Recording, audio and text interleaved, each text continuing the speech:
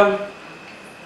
இது இந்த ஆண்டின் கடைசி நாளாக இருப்பதால் நாங்கள் நினைத்ததை இந்த ஆண்டு எவ்வளவு சாதித்திருக்க வேண்டும் என்று நினைக்கும் போது நான் நினைத்தது ஒரு 600 எபிசோடு 600 650 முடித்திருக்க வேண்டும் என்று எண்ணத்தை வைத்து செயல்பாடு செய்தோம். ஆனால் இன்றைக்கு நாங்கள் இன்னொரு அளவுக்கு நாங்கள் செய்திருக்கிறோம் என்றாலே எங்கள் வேலை நாங்கள் செய்து அப்லோட் செய்வதை மற்றவர்கள் எத்தனை பேர் பார்க்கிறார்கள், எத்தனை லட்சம் பேர் பார்க்கிறார்கள் என்பதெல்லாம் கூட இல்லாமல் அத்தனை குறைவாக இருந்தாலும் சரி, அந்த குறைவு ஏன் நிவர்த்தி செய்யப்பட வேண்டும், அதிகமாக வேண்டும் என்ற எண்ணம் ஒரு புறம் இருந்தாலும் நீ செய்யும் செயலை செய்து கொண்டிரு. என்றைக்கு உன் ஆலோசனைகளை யோசனை பார்க்க வேண்டும் என்று விரும்புகிறார்களோ பார்க்கட்டும். அதனால் பலன் பெறுவது 10 பேராக இருந்தாலும் அங்கிருந்து பேசுகிறார்கள், ஐயா உங்கள் நிகழ்வை பார்க்கும்போது எங்களுக்கே உற்சாகமாக இருக்கிறது என்று சொல்லும்போது நீ மனதிலே மகிழ்வடைகிறாய். ஆக நீ இன்றைக்கு 50,000 பேர் பார்த்துட்டாங்க, ஆனால் அது பாட்டு கிடக்கு என்று சொல்வதை விட 20 பேர் பார்த்தாலும் பேசுகிறார்கள், நன்றாக பொருந்து நீங்கள் செய்யும் நிகழ்ச்சி நன்றாக இருக்கிறது. மனதிலே ஒரு தெம்பு வேண்டுமென்றால் எதை செய்ய வேண்டும் என்று தளர்ந்த நிலையில் இருக்கும்போது உங்களுடைய நிகழ்வை பார்க்கும் போதே எங்களுக்கு உற்சாகமான எண்ணங்கள் வந்து செயல்படும் தன்மை மாறுகிறது என்று சொல்லும் போது எங்களுக்கு மகிழ்வாக இருக்கிறது. ஆக இந்த ஆண்டு நாங்கள் செய்ய நினைத்ததை விட ஓரளவு கூடுதலாகவே செய்திருக்கிறோம் என்ற மன திருப்தி இருக்கிறது. அதுதான் தேவை. ஆக எங்கள் நிகழ்வை வந்து நாங்கள் என்ன மாற்றம் செய்தால் மக்கள் விரும்புவார்கள் என்றது நாங்கள் மக்கள் பார்ப்பதற்கு என்றால் எந்த யோசனையும் நீயா சொல்லாதே, கேட்டால் சொல்லு என்று நாமளே சொல்லுகிறோம். ஆக நாம் சொல்வதெல்லாம் ஆலோசனையாக இருக்கிறது, யோசனையாக இருக்கிறது. உன் செயல்பாடு அதிகமாக நீ பலன் பெற வேண்டும் என்றால் எப்படி இருக்க வேண்டும் என்று சொல்லுகிறோம். இதெல்லாம் நாங்கள் செய்கிறதா சார், இதே திருப்பி சொல்லாங்க சார். நீ வேலை செஞ்சு பலனை மற்றவங்களுக்கு கூட நீ நல்லா இருப்ப வைப்பாங்க. இதை விட நீ சாமியை பற்றி முருகனை பற்றி ஒரு பாட்டு பாடி ஜெயின் ஜெயின் முருகா முருகா என்று பாடினா கூட நிறையா கிடைக்குமே சார். உனக்கு ஓட்டு கிடைச்ச மாதிரி நிறைய பேர் பார்ப்பாங்களே சார். இல்லை. ஆக அந்த முருகனை நினைத்து நீ செயல் செய்யும் போது என்ன பதிவோடு செய்ய வேண்டும், அந்த பதிவு எப்படி வேலை பார்த்து மற்ற ஒரு நலனுக்கு பயன்பெறுகிறது என்பதை சிந்திக்க வேண்டும் என்று தான் நாம் சொல்லுகிறோம். சிந்தித்து செயல்படு என்று சொல்லுகிறோம். ஆக நீ எதை செய்கிறோம், எதற்காக செய்கிறோம், இதை செய்தால் அதை பெற முடியுமா என்ற எண்ணத்தோடு நீ செயல் செய்கிறாய் என்றால் அதை நீ அப்படி பார்த்து கொண்டே பெறுகிறாயா என்று பாருங்கள். ஒரு ஆண்டாக நீங்கள் இந்த ஒரு ஆண்டு எத்தனை ப்ரோக்ராம் என்றால் போய்கொண்டே இருக்கிறது, நடந்து கொண்டே இருக்கிறது எங்கள் நிகழ்வு. ஆக பார்த்தவர்கள் சிலர் எங்களுக்கு புகழ்ந்து சொல்லுகிறார்கள், பாராட்டுகிறார்கள், அது போதும்.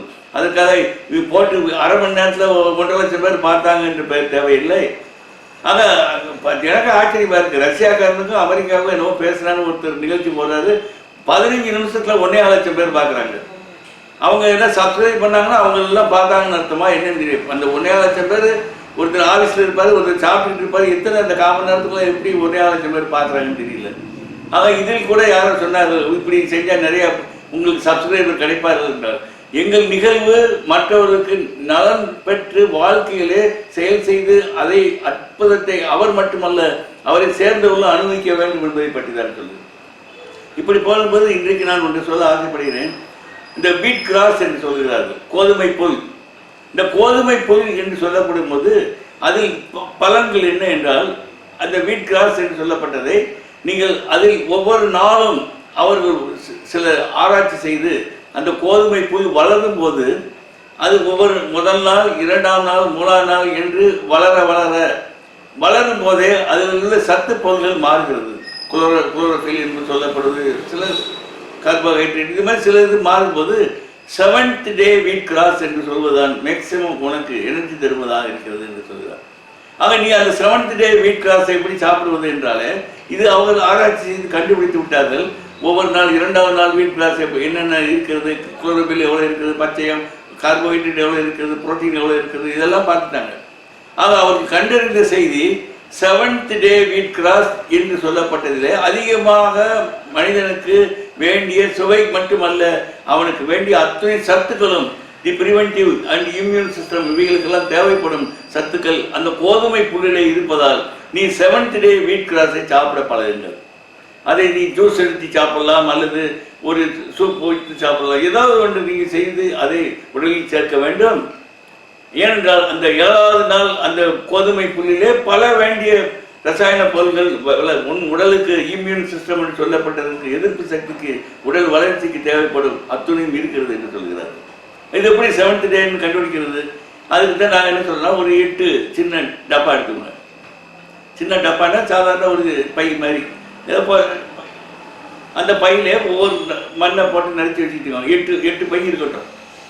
ஆக 8 பையிலே மண்கள் நிரப்பப்பட்டிருக்கிறது என்றால் முதல் பையிலே 1ன்னு வச்சுக்கோங்க. 3வது நாள் அதில் தண்ணீர் விட்டு கோதுமை புல்லை, கோதுமை விதையை, கோதுமையை போடுறீங்க. 2வது நாள் அந்த கண்டெய்னர் நகர்ந்துருச்சு ஒரு ஸ்டெப்பு, இங்கே வேற ஒரு கண்டெய்னர் வந்துருச்சு, அதில் நீங்கள் கோதுமை புல்லை போடுற. இது என்னாச்சு, 2வது நாளாக மாறிடுச்சு. அதுக்கு தண்ணீர் விடுகிறாய். அப்போ 2வது நாளில் அந்த கோதுமை லேசாக வெடிச்சு விரிஞ்சிருக்கு. ஏது கோதுமை போட்ட விதையாக போட்டது விரிவு ஏற்பட்டிருக்கிறது. அதுக்கடுத்து 1வது வந்துச்சு, 2வது, இது 3வது நாளுக்கு போயிடுச்சு. 3வது நாள் போனோடனே சின்ன கீரல் வந்து பெரிய கீரலாக வந்து 4வது நாள் அதுலேருந்து ஒரு பச்சையாக இலை வர ஆரம்பிச்சு, குருத்து மாதிரி. 6ஆம் தேதி 6வது நாள் 7வது நாள் வந்த உடனே இவ்வளோ போல ஒரு புல் முளைச்சிருக்குன்னா 7th டே வீட் கிராஸ். ஆக ஒவ்வொரு நாளும் 1வது நாள் 2வது நாள் அந்த தண்ணிக்கிட்டே வருது. ஆக 6ன்னா 7, 8 டப்பா வச்சுருக்கீங்க. அப்போ 7வது டப்பா 8வது நாளுக்கு வந்தோடனே அந்த 7வது உள்ளதை நீங்கள் பறித்து தனியாக வச்சுட்டீங்க. அங்கே 7வது உள்ளது நாளைக்கு 8வது வந்து நிற்கும் போது அதை பறிக்க போகிறீங்க. ஆக ஒரு சைக்கிள் மாதிரி வந்துக்கிட்டே இருக்கு. அங்கே 7th டே வீட் கிராஸ் வந்தபோது அதை எடுத்து நீ நன்றாக வென்று நன்றாக சாறு வெளியே துப்பப்படாமல் வெளியே இல்லாமல் உள்ளே முழுமையாக சேர்த்தால் அந்த சேர்மானம் என்பது உனக்கு வேண்டிய குளோரோஃபில் என்பதையும் பச்சையம் என்று சொல்லப்பட்டது வேண்டிய சக்தி, எதிர்ப்பு சக்தி எல்லாமே உனக்கு தரப்படுகிறது என்றால் மேக்சிமம் அந்த 7th டே வீட் கிராஸில் இருக்கிறது என்று சொல்லுகிறார்கள். ஆக அதுவரை வளர்கிறது. 7வது நாள் வந்து விட்டது. 8வது நாளுக்கு வந்து சில குறைபாடுகள் வளர்ந்ததில் குறைபாடு வருது, அல்லது மாறுபாடு வேண்டாதெல்லாம் வர ஆரம்பிக்குது. ஆக 7வது நாள் முளைத்திருக்கும் அந்த கோதுமை புல் அத்தனை சத்துக்கள் உனக்கு வேண்டியதற்கு அவ்வளவு அதில் இருப்பதால் 7th டே அதை அறுவடை பண்ணி சாப்பிட ஆரம்பிச்சிருக்கீங்க. நல்ல வெறுவாயில சாப்பிடுங்க, மென்று சாப்பிடுங்க. கோதுமை புல் தானே சாப்பிடுங்க. சாப்பிட்டு நல்லா தனியாக குடிச்சிட்டிங்கன்னா நல்ல இம்யூன் சிஸ்டம் எல்லாமே பெருகுது. 6வது நாள் இன்னைக்கு இருப்பது நாளைக்கு அது 7வது நாளாக மாறும். 1வது புதுசாக ஒன்று வந்துடும். நான் படம் போட்டு காமிச்சிருக்கேன், சைக்கிள் மாதிரி. ஆக இந்த 7th டே வீட் கிராஸ் என்று சொல்லப்பட்டது அத்துணை சக்தி வாய்ந்தது என்பதை ஆராய்ச்சி மூலமாக கண்டுபிடித்திருக்கிறார்கள் என்றால் நீ அந்த வீட் கிராஸ் என்பதை நீ பச்சையாக சாப்பிடுதல், பச்சையம் என்று சொல்லப்பட்ட குளோரோஃபில் என்று சொல்லப்பட்டது சாப்பிடும்போது நீ அற்புத சக்தி, எதிர்ப்பு சக்தி, இம்யூன் சிஸ்டம் எல்லாம் பெறுகிறாய். இவையெல்லாம் உன் உடலில் உள்ள உறுப்புகள் இயக்கத்திற்கு தேவையானவை. அவை அற்புதமாக தளர்வின்றி செயல்பாடு, எந்த அயர்வின்றி செயல்பாடு செய்வதற்கு தேவையான அத்தனை சத்துக்களும் அந்த 7th டே வீட் கிராஸில் இருக்கிறது என்றால் நாளைக்கு 8ஆம் தேதி போறதுக்குள்ள, 8வது நாள் போறதுக்குள்ள 7ஆம் தேதி அறுவடை பண்ணி சாப்பிட்டு. ஆக நாளைக்கு எங்கிருந்து வரும்? 6வது நாள் இருக்குது, 7வது நாள் வந்துடும். இங்கே ஒன்று புதுசாக வரும். ஆக ஒரு 8 டப்பா இருந்தால் போதும்.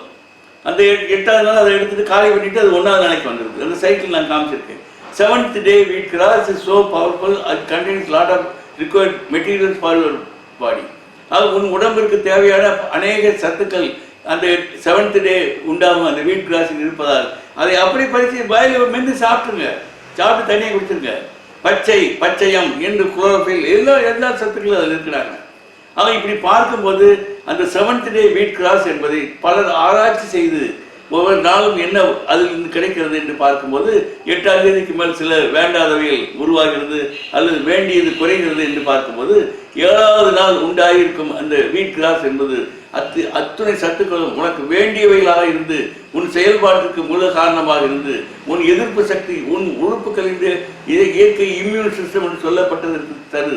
ஆக இவைகளுக்கெல்லாம் அது உணவு பொருள் போல இருந்து உன் உறுப்புகளுடைய செயலை பாதுகாக்கிறதுக்கு அந்த 7th டே வீட் கிராஸ் இஸ் so important என்று சொல்லுகிறோம். ஆக இன்றைக்கு இந்த ப்ரோக்ராமே 7th டே வீட் கிராஸ் என்றே போடுகிறோம். ப்ரோக்ராமை நீங்கள் அந்த 7வது நாள் உண்டாகும் அந்த கோதுமை புல்லை சாப்பிடுங்கள். அப்படி அதை பறித்து அப்படியே மெயினில் வாயில் ஓட்டு டப்பன்னு சாப்பிட்டுருங்க. கோதுமை புல் தானே, ஒன்றும் செய்யாது அப்படின்னு சாப்பிட்டு தண்ணியை குடிச்சிருங்க. ஆக அது பச்சையமாக இருந்து குளோரோஃபில் அத்தனையும் பசுமையாக இருந்து உனக்கு வேலை செய்வதையும் பசுமையாக இருந்து உன் உடல் உறுப்புகளை கவனிக்கிறது என்றாலே அந்த 7th டே வீட் கிராஸை நீங்கள். ஆக நீங்கள் இப்படி பார்க்கும்போது அந்த வீட் கிராஸ் என்று சொல்லப்பட்டவருடைய அற்புத தன்மை, அற்புத பலனை பெற வேண்டும் என்றாலே அந்த 7வது நாள் அறுவடை செய்து நீங்கள் சாப்பிடுங்கள் என்றால் அதை எப்படி அறுவடை செய்வது என்பதை நான் காண்பிச்சிருக்கிறேன். ஆக 8 டப்பா என்ன சின்ன 8 ஒரு மண்ணை போட்டு வச்சுக்கோங்க, நல்ல கரமல் நல்ல செம்மண் உரங்களை போட்டு வச்சுக்கோங்க. அதில் முதல் நாள் தண்ணியை விட்டு கொஞ்சம் கோதுமை போடுங்க. 2வது நாள் இந்த டப்பா 2க்கு போயிடுச்சு. ஏற்கனவே இன்னொன்று புது டப்பாவில் மண்ணை போட்டு கோதுமை போட்டு தண்ணியை ஊற்றுறீங்க, அது 1க்கு வந்துடுச்சு. ஆக 3வது நாள் இந்த 2வதுல உள்ளது 3வது போயிடுச்சு. ஆக 1 வருது. ஆக 4, 5, 6, 7 7ஆம் தேதி வந்தோடனே புல்லு கொஞ்சம் போல முளைச்சி நல்லா நிற்குது, ஜெயின்னு நிற்குது. 4ஆம் நாள் நிற்குது, 5, 6, 7 நிற்குது. ஆக 8ஆம் தேதி விட்டுறாத, 7ஆம் தேதி அதை கறிக்கு பிரிச்சுங்க. பறித்து நம்ம நீ வாயில் நிறைய இருந்ததுன்னா நல்லா சாப்பிடுங்க. வாயில் சாப்பிட்டுட்டு நீங்கள் தண்ணியை குடிச்சிருங்க. ஆக பச்சையாக சாப்பிடுவதால் பச்சையம் என்று சொல்லப்பட்ட குளோரோஃபில் அத்தனை அற்புதமாக இருந்து உன் இயக்கத்திற்கு காரணமாக, எதிர்ப்பு சக்தி காரணமாக இருந்து செயல்பட்டு உனக்கு நன்மை செய்கிறது என்றாலே இந்த சைக்கிள் இப்படி ஓடிட்டு இருக்கு. 2வது போயிடுச்சுன்னா 1ஆம் நாள் 8 டப்பா இருந்தால் போதும். கோதுமை ஒரு 10 கோதுமை உள்ள போட்டு வைங்க சார், அது வாடி வருது. நீ வாடி காலையில் போகும்போது எடுத்து 2 தின்னுங்க. உடல் ஆரோக்கியம், மன ஆரோக்கியம், மென்டல் ஸ்ட்ரென்த், சைக்கிள் அத்தனையும் பெறுவதற்கு அந்த 7th day wheat grass is so powerful. It contains all the immune systems materials required for that. இவையெல்லாம் பார்க்கும்போது நீ அந்த 7th day wheat grass சாப்பிடுவதற்கு அதை எப்படி செயல் செய்வது, இது சாதாரண விஷயம். வெரி வெரி ஒரு சிம்பிள் என்று சொல்லப்பட்ட இலகுவானது. இதை செய்து நீங்கள் அந்த 7ஆம் தேதி சாப்பிட்டு 7வது நாள் சாப்பிட்டு இன்றைக்கு 6வது நாள் இருப்பது, நாளைக்கு 7வது நாள் மென்று சாப்பிட்டு விடு. இன்னைக்கு 5லிருந்து 6க்கு வந்து 6லிருந்து 7க்கு வந்து மென்று சாப்பிட்டு இதை ஒரு சைக்கிள் மாதிரி செஞ்சிங்கன்னா 1 மாதம் சாப்பிட்டு பாருங்கள், உங்களுக்கே ஒரு தெம்புது. ஆக 7th day wheat grass is so powerful for all your activities and all your cells and activities, neurons, chlorophyll எல்லாம் சேர்ந்திருக்கிறதுன்னு சொல்லுகிறார். இவரை நீ பார்க்கும்போது வெகு எளிதாக செய்து, சிரமம் இல்லாமல் செய்து, இயற்கையாக நீ எந்த பக்க விளைவும் இல்லாமல் நீ அந்த பலனை பெற்று, அந்த பலனை பெறுவதென்றால் உன் உடல் உறுப்புகள் ஆரோக்கியமாக இருந்தால் உன்னால் அயர்வில்லாது, தளர்வில்லாமல், கலைப்படையாமல் வேலையை செய்ய முடியும் என்ற எண்ணத்தை பெறுகிறாய், செயலை செய்கிறாய், பலனை பெறுகிறாய். அந்த பலனிலே மற்றவருக்கும் பங்களிக்கும் தன்மையை நாம் சொல்லியது போல செய்கிறீர்கள். அவைகளை வைத்து நீங்கள் மீண்டும் நன்றாக பலன் பெற்று வாழ்க்கையிலே அத்துணை பெற வேண்டியதை வாழ்க்கையில் அத்துணையும் பெற வேண்டியதை பெறுகிறாய். அது இயக்க தந்ததா, இறைவன் தந்ததா, யார் என்று சொல்ல வேண்டிய அவசியம் இல்லை. when you take care of the other people, you will be taken care by the universal power. இதுதான் நாம் சொல்லும் தத்துவம். ஆக மற்ற ஒரு நலனுக்காக நீ செய்வது, இப்போ நாம் சொல்வதெல்லாமே மற்ற தானம் உருவாக கொடுத்தா கூட போயிடும். அறிவு தானம் என்று நாம் வாழ்க்கையிலே பெற்ற பட்டறிவு என்று சொல்லுகிறோம். டிபார்ட்மெண்ட்லேயே 37 ஆண்டுகள், அதற்கு பிறகு 20 ஆண்டுகள் ரோட்டரி இவைகளெல்லாம் இருந்து பலருடன் பழகி எதை செய்தால் எது கிடைக்கும் என்ற நன்மையோடு மற்றவர்களுக்கு அந்த அறிவு தானம் என்று சொல்லப்பட்டதை தருவது அற்புதம். குறைய அல்லாத, எடுக்க குறையாத, ஊறிக்கொண்டே அதிகமாகி கொண்டு செல்வது அறிவு தானம் தான். அதை உனக்கு தெரிந்த அறிவு ஞானத்தை வைத்து மற்றவர் நலனுக்கு அதை பயன்படுத்தும் தன்மையோடு நீ சொல்லும் திறமை பெற்றவனாக இருக்கிறாய். சொல்லுங்கள், மற்றவர்களை செயல்பட வையுங்கள். அதை வைத்து அவர்கள் உடல் மன ஆரோக்கியத்தோடு இருந்து துயரமற்ற வாழ்க்கை வாழ்வதற்கு வழிவகுத்துக் கொடுங்கள். நன்றி, வணக்கம்.